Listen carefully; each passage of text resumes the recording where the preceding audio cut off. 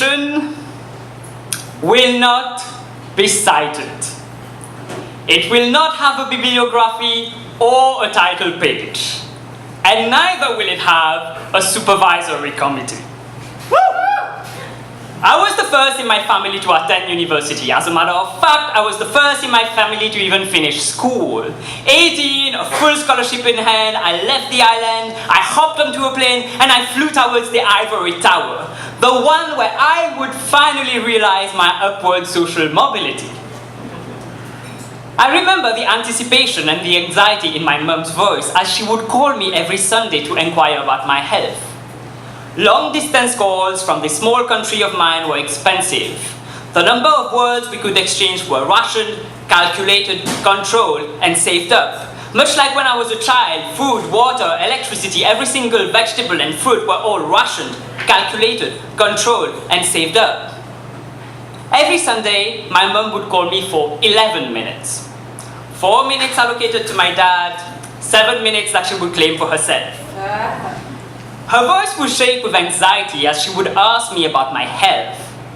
But more than anything, she wanted to know how I was dealing with school, whether my assignment grades had moved from a B+ to an A-, whether my professors and my TAs were fond of me, whether I was actively participating in class, whether I would keep my scholarship, and whether I would finally go back home in a few years, the honor of the family, degree in hand.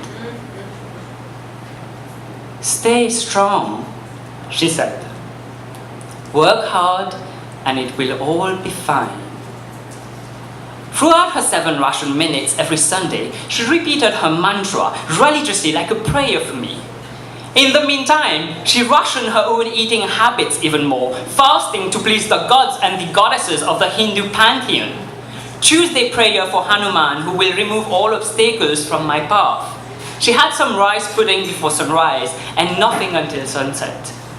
Thursday prayer for Ganesha, known as the most intelligent of gods. She was allowed only fruit throughout the day.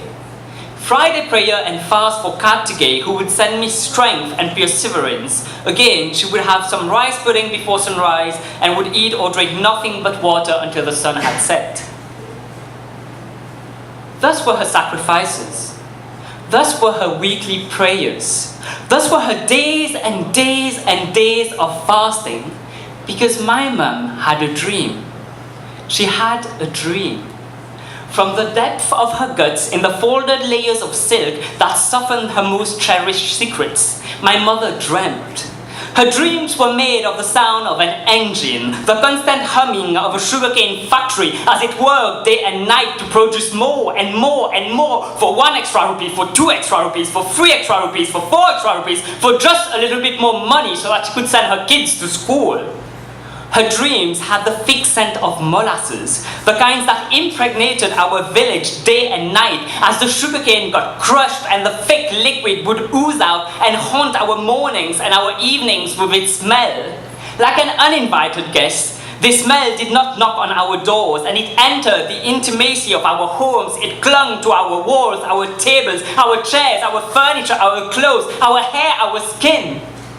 Her dreams tasted thick like coarse sugar greased into the long-running engine that controlled the rhythm and the beat of our hearts, that disciplined the oxygen coming in and out of our lungs, and governed our every word and our every thought and our every mind and our every thought and our every mind and our mind colonized just as much as the bodies of our ancestors that were dragged over this ship, ripped from their land, their family, their culture to come down to the island where they would work in the fields, in the unrelenting sun from dawn to dusk, from day and night, from the top of their burned, soaked heads to the tip of their coarse fingers, where the only sensation knowledgeable to them was pain.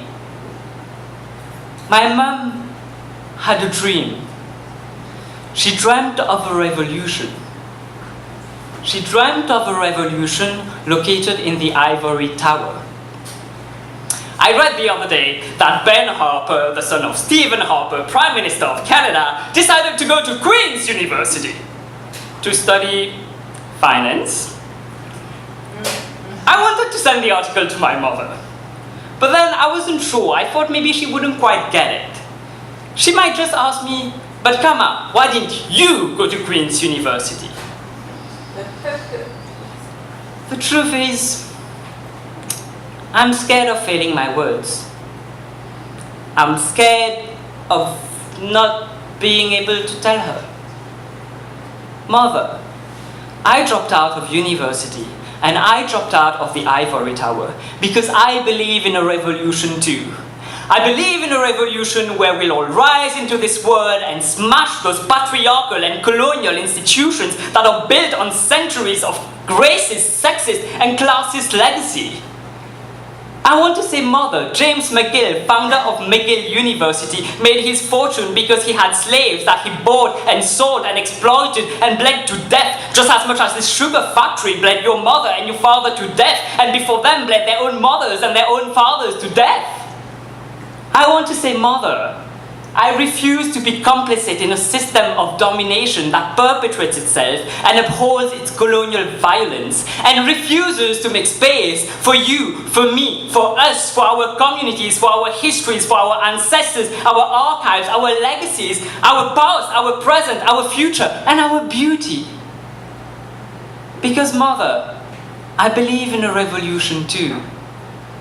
I believe in a revolution that will not be cited.